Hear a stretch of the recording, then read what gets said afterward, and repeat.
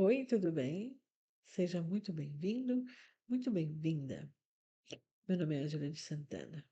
É um prazer imenso estar aqui trazendo mais um caso criminal para você.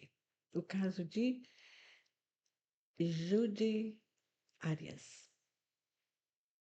Gente, esse caso é um caso que, assim, tem uma repercussão muito grande, sabe? É um caso de amor, de ódio, de ciúmes, possessão, de tudo tóxico que você possa imaginar num relacionamento. E esse relacionamento foi assim, curtíssimo, sabe? Muito rápido. Esse crime ele ocorreu no Arizona, no estado do Arizona, nos Estados Unidos, na cidade chamada Mesa. Travis Victor Alexander, em 2008, no mês de julho, ele completaria 31 anos. Era um jovem menino esforçado, trabalhador, gente boa. Ele era vendedor, dava palestra motivacional. Ele trabalhava numa outra empresa de telefonia, onde ele apoiava pessoas que estavam lidando com suas emoções. Sabe, ele era um mormon, um membro da Igreja Jesus Cristo do Santo dos Últimos Dias. Então, ele era totalmente voltado para a área do bem. E ele nasceu, estava morando no Arizona, mas ele nasceu na Califórnia, numa cidade chamada Riverside. Mas quando ele tinha 8 anos de idade, o pai dele faleceu. E ele e mais 6 irmãos foram morar com a avó deles, na Arizona. E lá ela os colocou na igreja dos Mormons. Então, desde criança, que ele era membro da igreja.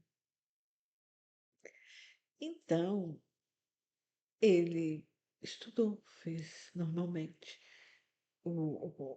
a fase escolar dele, fez o segundo grau, arrumou trabalho nessa empresa, nessa companhia, e se deu muito bem, sabe? Então, a Judy Arias, ela, 28 anos na época, em 2008, e ela viveu com os pais dela, teve a fase de estudo, só que ela não terminou o segundo grau, ela não terminou o ensino médio e ficou ali fazendo bico dos 18, 19 até uma certa idade, ela não teve um trabalho fixo. Ela trabalhava fazendo de tudo, fazendo bico. Precisava de dinheiro, ela trabalhava, saía. E assim ela vivia. Até que ela conseguiu um trabalho de vendedora na mesma empresa onde o Travis Alexandre trabalhava. Mas na mesma empresa, não no mesmo local, na mesma cidade, na mesma loja, não, na mesma empresa. E quando foi em 2006, houve uma conferência em Los Angeles, em Nevada. E os dois se conheceram lá nessa conferência, em 2006. Então, eles voltaram, sabe? E cada um para sua cidade. E ela para Califórnia e ele no Arizona, no estado do Arizona, na cidade de Mesa. Então, eles começaram, sabe, a conversar aí, mas não namorar. Então, ela se converteu para a Igreja dos Mormons. Ele que batizou ela, sabe, na igreja. E passado-se algum tempo, no final de 2007, eles começaram a namorar, mais ou menos uns 7 meses, e terminaram. Então, ela tinha, nesse intervalo, ido morar no Arizona. Ela mudou para o Arizona quando ela estava namorando com ele. Então, quando foi no início de 2008, ela, depois que eles terminaram, no mês de fevereiro, ela foi para a casa da avó dela, na Califórnia, morar com a avó dela. Então, esse período, eles ficavam naquela amizade colorida, era mais o sexo, sabe? Eles enviavam mensagens de cunho sexual, vídeos, sabe? Ficaram nessa aí, sabe? Se encontrando, se viam através dos vídeos e das mensagens. E eles se encontravam na Califórnia, sabe? Com essa amizade colorida dos dois. Até que isso começou a esfriar. Por quê? Ela era uma mulher ciumenta, possessiva. Os amigos do Travis viviam preocupados com ele e com o relacionamento que ele tinha com a Judy Arias,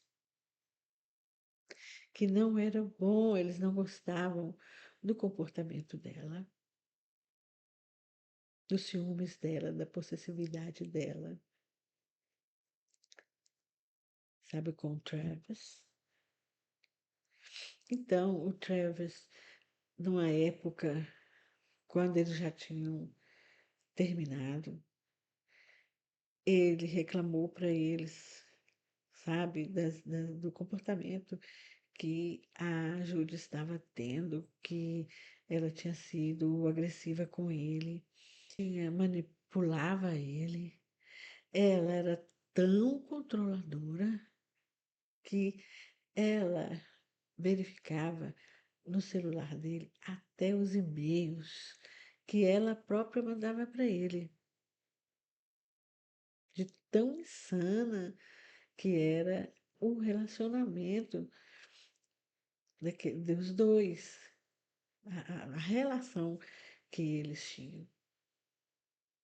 E ele reclamou, e o amigo dele, os amigos dele, um casal, disse que tinha falado para ele: olha, cuidado com esse relacionamento, com o comportamento, te ajude, porque daqui uns dias, senão um dia a gente vai te encontrar esquartejado e congelado dentro de um freezer.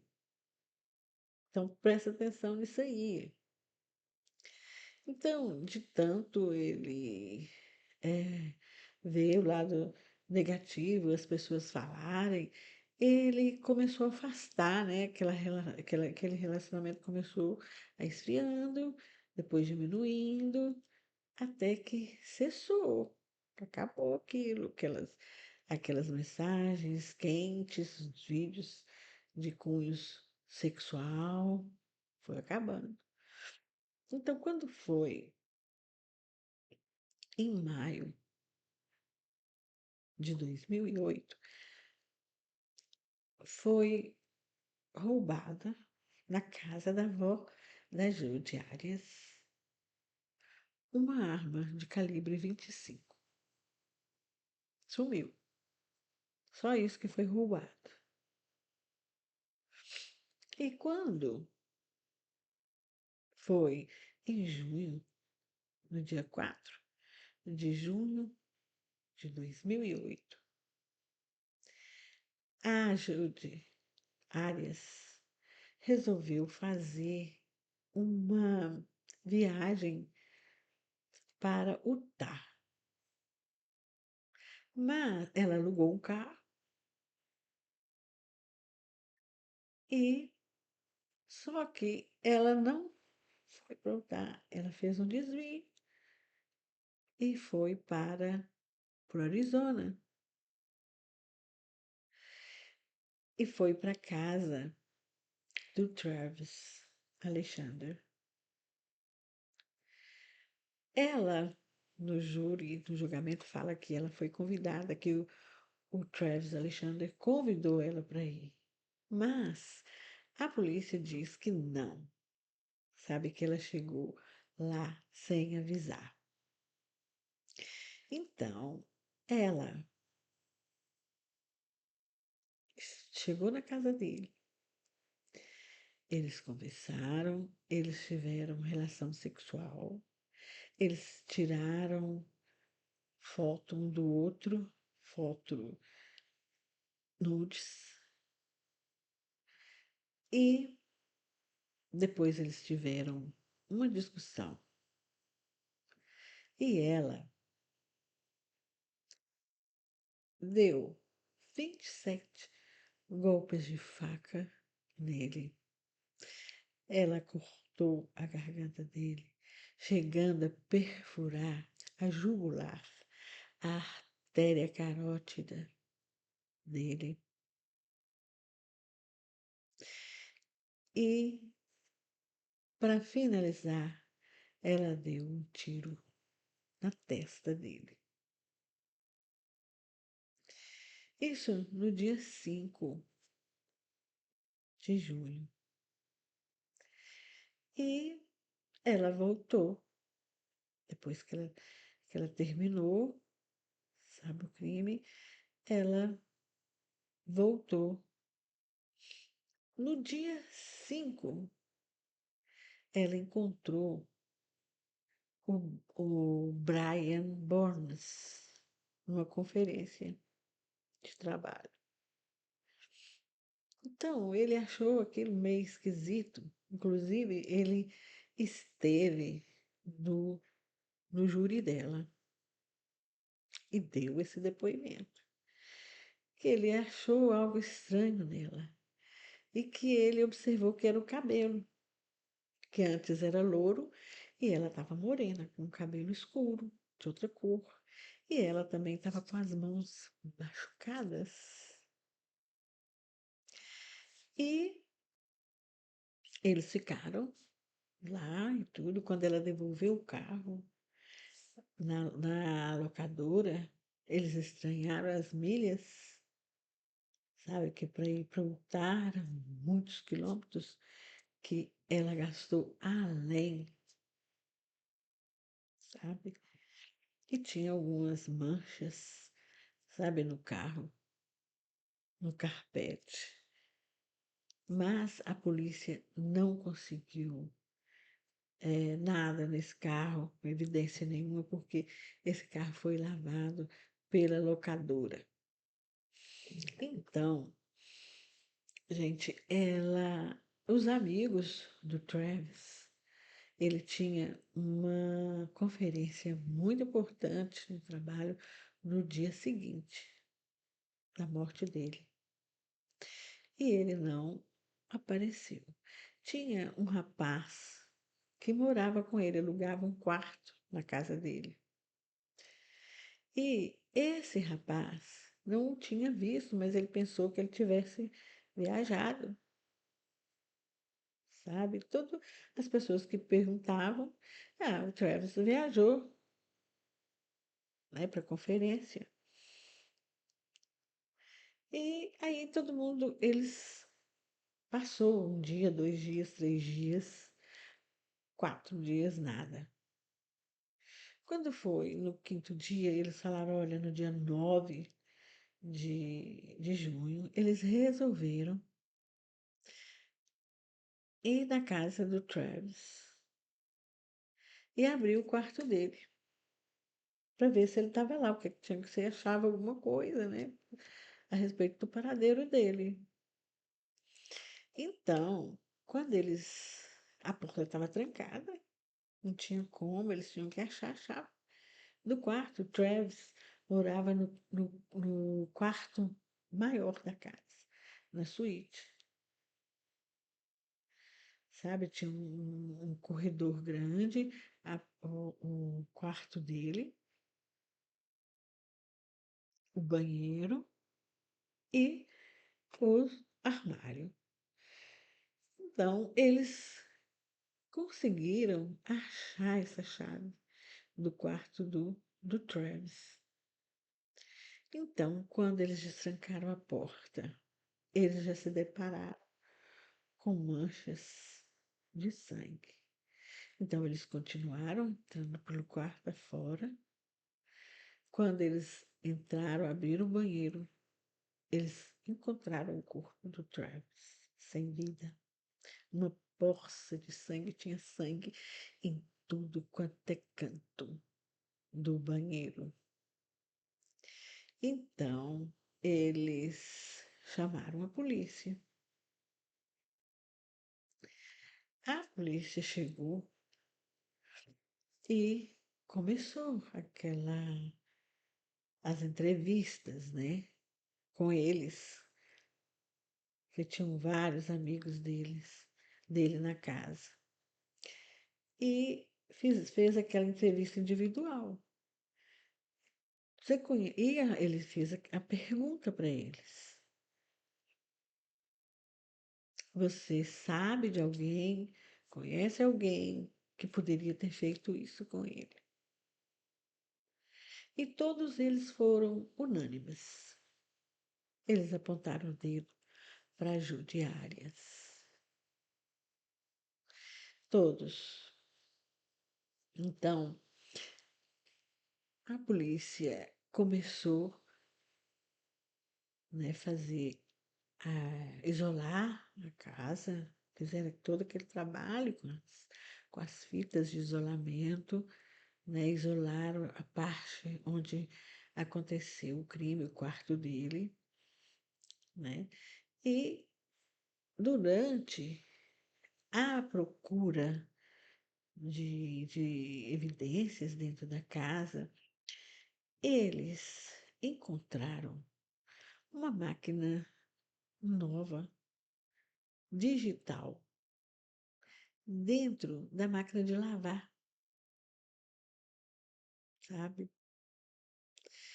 E ela estava estragada e tudo que estava dentro dela estava deletado. Então, eles encontraram também muito sangue, encontraram uma marca de mão na parede, encontraram cabelo e sangue. Então, no sangue, no sangue foram encontrados na amostra o DNA do Travis e na máquina eles conseguiram recuperar o que tinha na máquina, o cartão de memória, eles conseguiram recuperar isso. E nesse cartão, a máquina, gente, ela não desligou, sabe? Ela ficou ligada. Parece que essa máquina, ela caiu, sabe? A Jode conta que ela deixou essa máquina cair e que por isso que tinha começado a briga entre ela e o Travis. Sabe que ele tinha achado ruim porque ela tinha deixado essa máquina fotográfica cair. Então, na máquina tinha fotos de todas as etapas. Tinha fotos deles, tinha foto do Travis no banho. Ela assassinou ele estava no banho, ele estava tomando banho. Tinha a foto dele e dela, fazendo poses, nus, e tinha uma foto de um homem caído de costa, mas todo perfurado e com sangue ao redor, que a polícia acreditou ser o Travis. E também tinha uma outra foto que tinha uma bota ao lado do corpo. E essa bota era supostamente da Judy Arias. Então, isso demorou um pouco para eles chegarem nessas provas, né? Quando foi em julho, 8 de julho de 2008, 8 de julho não, gente, desculpa, dia 9 de julho, né? Um mês após o corpo dele ser encontrado, o corpo do Travis ser encontrado, um júri foi convocado e eles acusaram a Judy Arias. Então, 6 dias após esse indiciamento, ela foi presa lá no Arizona, na casa da avó dela. E ela alegou que ela não tinha culpa, que ela era inocente. Ela foi extraditada da Califórnia para Arizona, o estado do Arizona. Então, ela alegou inocência. Sabe que ela não tinha estado na casa do Travis Alexander desde março de 2008. Ela deu várias versões, sabe, do que tinha acontecido. Deu várias. A primeira foi essa. Ela falou: Olha, eu sou inocente. Ela deu entrevistas, sabe, dentro da cadeia para programas de televisão, sabe, falando, afirmando que ela era inocente, sabe, que ela ia provar isso no júri, no julgamento. Então, depois ela passou a falar que ela tinha sim, sabe, ido na casa do Travis, mas que ele havia convidado ela e duas pessoas que invadiram a casa do Travis, Alexander, que atacou ela e o Travis e assassinou ele. Quando perguntavam para ela se ela poderia identificar essas pessoas, ela dizia que eles estavam usando máscaras ninja, sabe, no rosto. Então, que ela não tinha como identificar essas pessoas. mas que ela sabia que era um homem e uma mulher, sabe? Era um casal. Então ficou assim.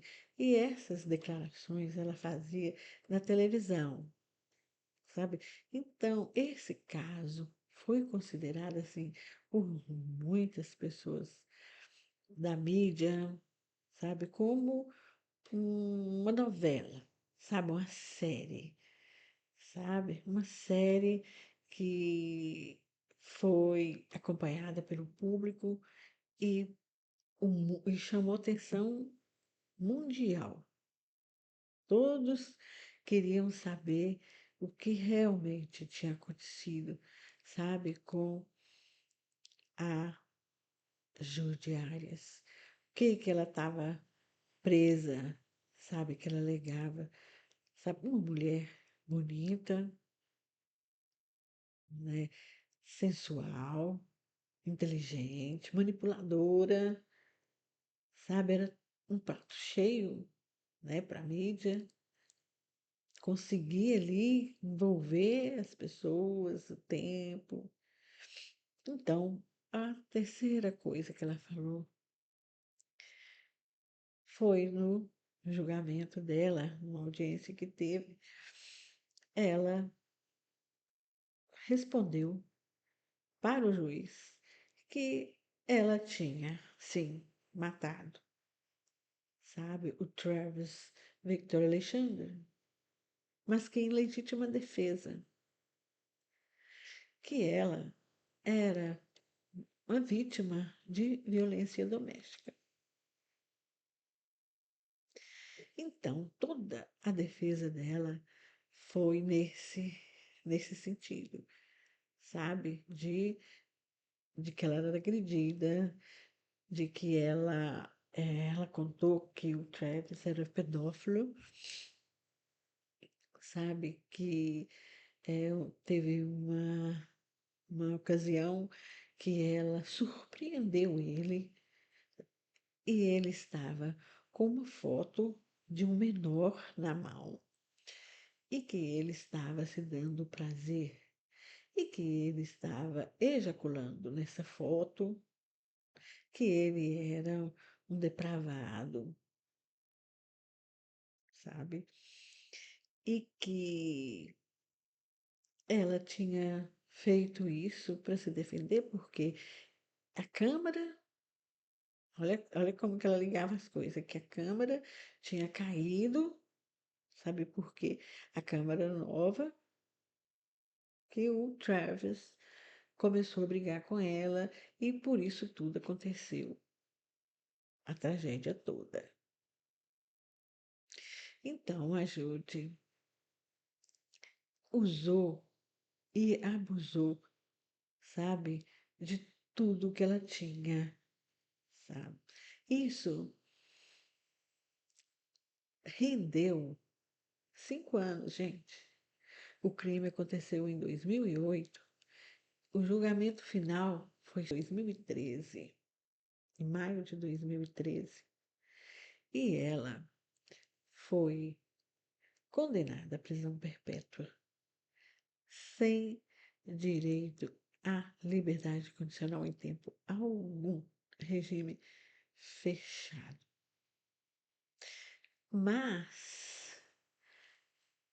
não terminou aí não, porque a promotoria entrou com recurso e pedindo a pena de morte para ela.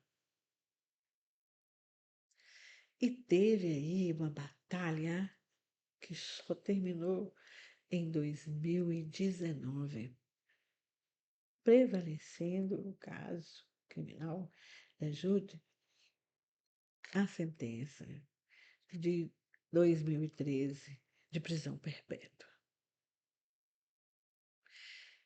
Então, gente, já tem 17 anos que a Jude está presa em regime fechado, mas ela continua na mídia, sabe? Ela continua a aparecer. Ela fez amizade com uma detenta lá E essa detenta ganhou liberdade. E a Jude Arias autorizou ela a movimentar, a postar nas redes sociais dela, sabe, Facebook, Twitter, Instagram, que ela tinha lá. Essa amiga dela deu entrevista, falou sobre ela, falou da doçura dela, de como que a Jude Arias é uma pessoa de coração doce, uma pessoa amiga. E ela continua, sabe, sendo a atenção, ela ainda tem, hoje ela está com 44 anos, né? Ela é de 1980. E ela continua, sabe, a chamar atenção, qualquer coisa que acontece, sabe, um pouquinho a mais com ela é notícia, sabe? Então, gente, eu convido vocês a se inscrever no canal, a deixar seu like, a compartilhar e participar do canal. Deixa aí seu comentário. Muitíssimo obrigada por assistir e até o próximo vídeo.